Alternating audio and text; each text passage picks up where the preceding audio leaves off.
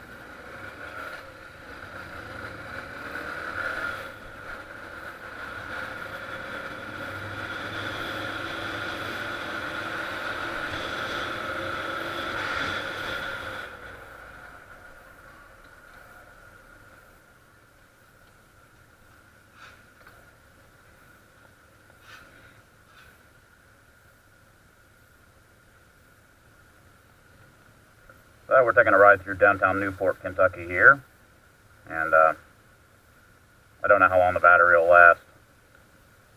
I guess I'll find out.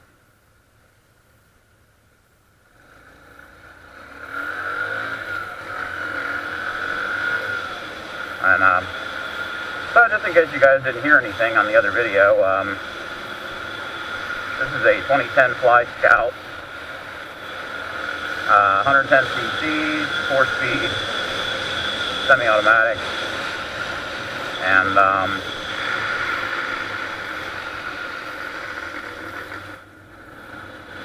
it runs pretty good. For around town traffic, it's awesome. A little weird getting used to the reverse shifter, as I mentioned.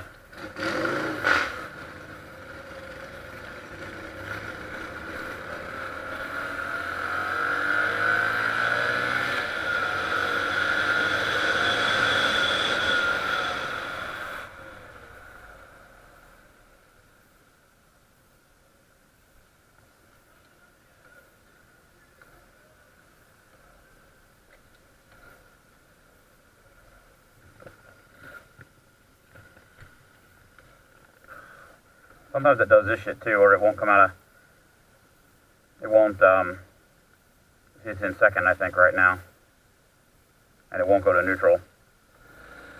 Yeah, that, I don't know why the hell it does that. It's really annoying.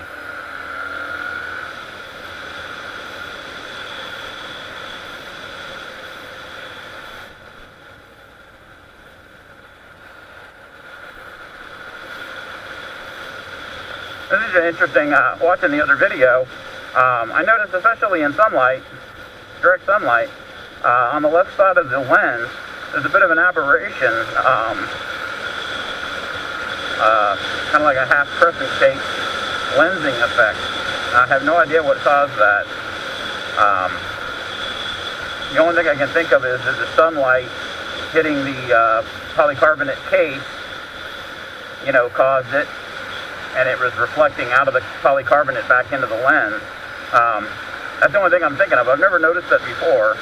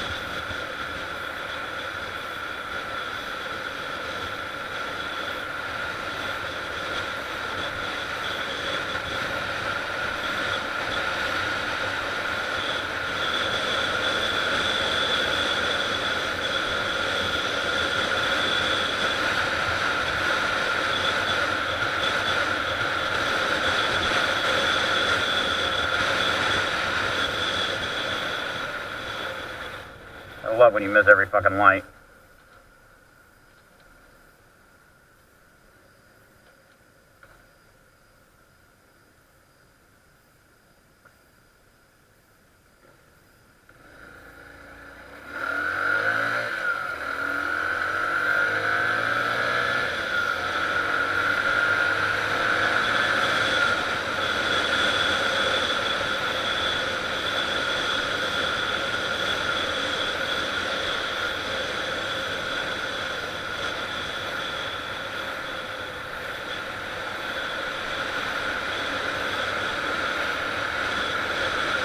I still get very nervous about going around corners fast.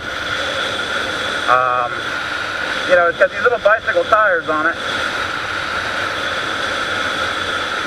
And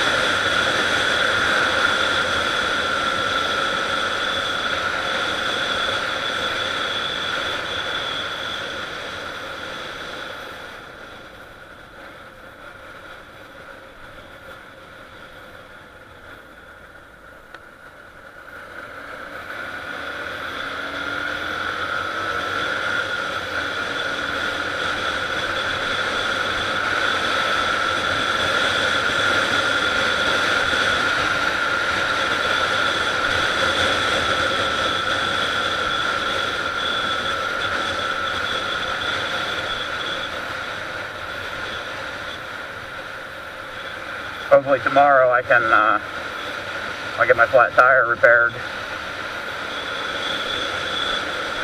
And I've got to find a different way to mount the camera. Up on top, it makes it difficult to aim. Your point of view is a little too high. And so I got to aim the camera fairly high for you to see the road. You can't see any of the instrument clusters. So it needs to be mounted down by my chin, but I have to figure out how to do that. I got to get some more mounts. Nothing that I have really works very well together. So these little cracks make me nervous between the blocks there. I'm worried about this skinny ass little tire. Although I really haven't had any trouble with that. I think the tire is so freaking narrow that it isn't affected. You know, I noticed on my Z1000, the tire was wide enough that it wasn't affected. But on other bikes that I've owned, where you've got a tire that's like 3 or 4 inches across, that they do seem to be affected by those things. This one isn't too bad. I think it's just because it's so narrow. I don't know. Not really sure. I need to aim this headlight down a bit. I also want to do an HID conversion, but that's a little complicated because, as with most of these scooters, the headlight runs directly off the stator. I believe it's AC current, and as is the tail light. The brake light's DC, because that comes on with the battery. That's kind of weird, isn't it? But a lot of these little scooters, the lights that are on continuously run on essentially unregulated AC current.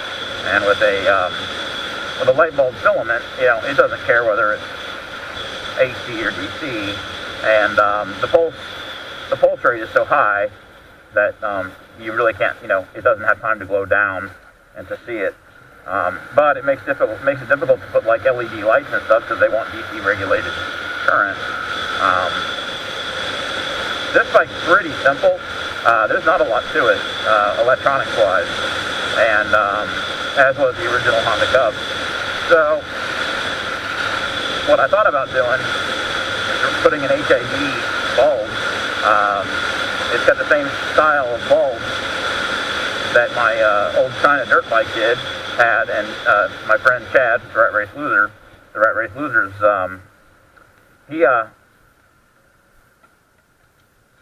shit, sorry, forgot to go down to gear.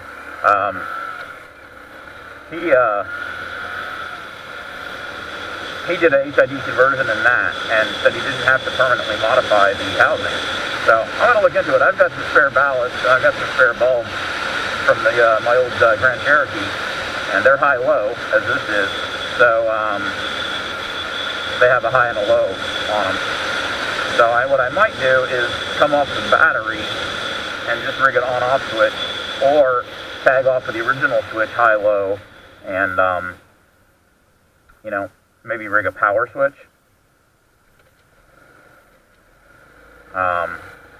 Rig a power switch for main current.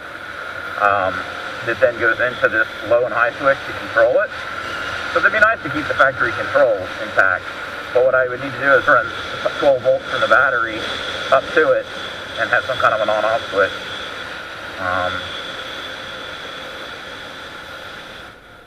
Because it's better to get the thing running, you know, and then kick on the HIDs. They don't like having their power interrupted.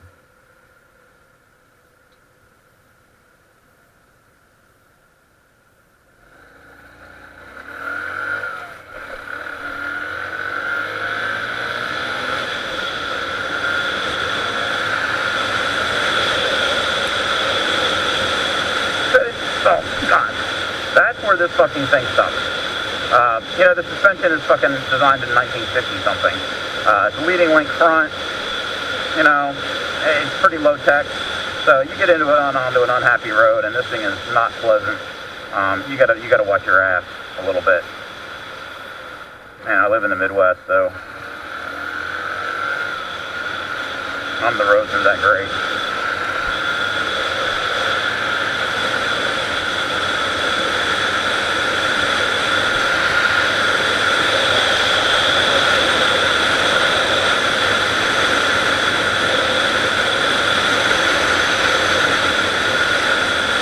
I don't mind riding at night. I don't mind riding at night where the roads are kind of lit. The headlight on this pretty much sucks. You know, if it's completely black, it lights up enough of the road to be okay. And the high beam is reasonably bright. Reasonably bright. But when you get in a situation like this where the road's lit or it's dusk, you can't see the headlight. I mean, you can't see shit on the road there. It's just so dim. And there's always this certain break point where, you know, there's some light, but not enough to really see well, but there's too much light that it washes out the headlight. So, either what I'll do is try to put the HID in the factory housing, or what I might do instead is get an aftermarket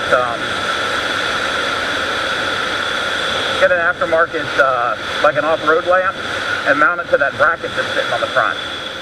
And I might do that and put the HID in that, because then I could put a couple of buttons right here, just on off.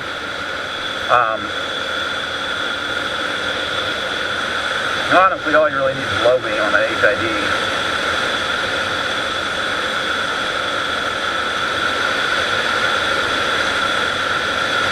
And they don't draw that much power. And I could unplug the factory headlight, which is I think 35 watts, which is exactly what an HID uses. So it really shouldn't be a problem.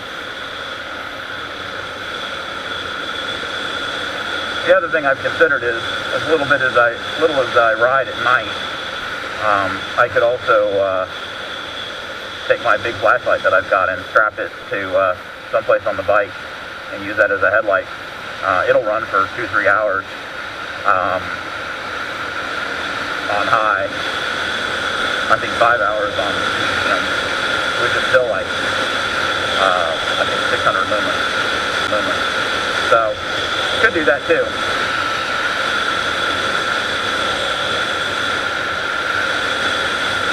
where this thing is perfect. 35 miles an hour, top gear, and we're just cruising along down the road. It's just, you know, I can get on the throttle. There's 40. It'll do 35 to 40 all day long without any trouble. It's the 40 miles an hour and up is what seems to run out of steam.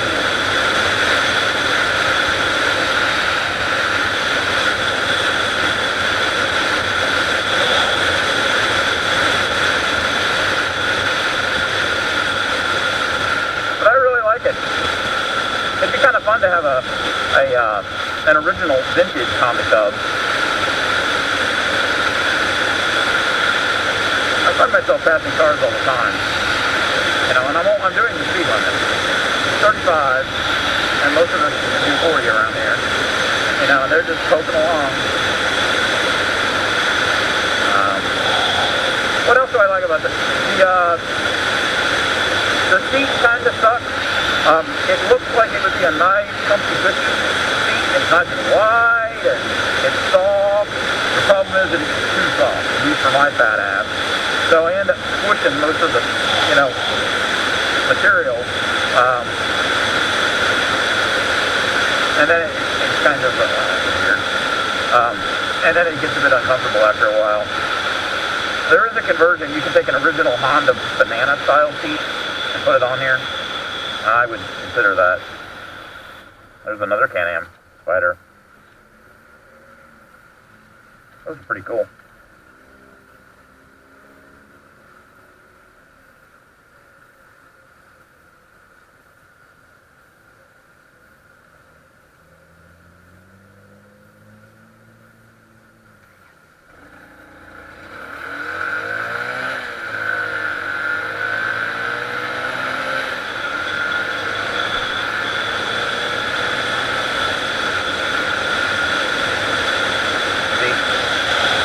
Able to keep all the traffic.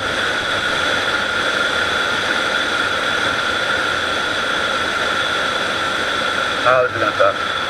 Boink.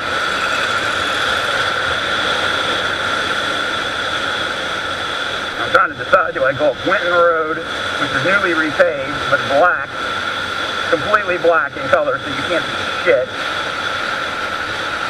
And then after they've repaved it, it turns into a freaking pothole city. It's terrible. Or do I go a little, I don't know, I'm going to go a little farther, go over to Galbraith. See how this road's kind of gray in color? That's a lot easier to see on than when you got a brand new road that's black in color, and you got a terrible headlight, you can't see shit. And it's terribly rough. The new section's great, but then at the top of the hill, the old section is just, you can't see shit there either. And it's, oh my god, and it's,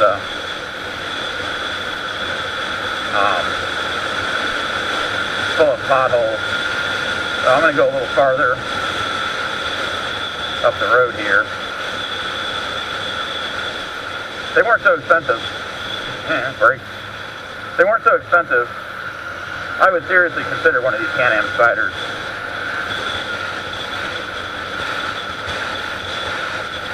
But they're money, and they're not that many on the used market. You know, when I hit the dog, I seriously thought, man, you know, if I'd have been on a Can-Am Spyder. But at the price that those things cost, you know, I could buy like a convertible and be even safer. So I don't know.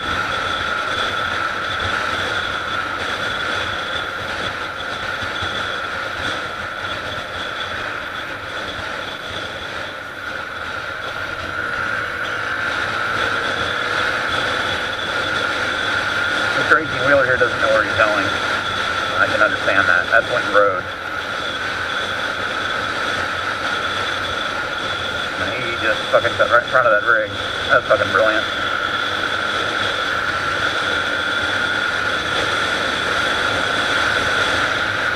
Oh, my gas gauge went down one mark. Yeah, I ran out of gas like the first time I took this out for a long spin. I was out with my friend Jonathan, who's got a Daytona 675, and we were out just riding around the city. It was showing half a tank, and it started putting and whatever, and it was bone dry. I was like, what the hell? So he went and got a bottle of Smart Water, dumped it out, filled his gasoline, and that gave me half a tank. The tank on this is a little less than 1 gallon. But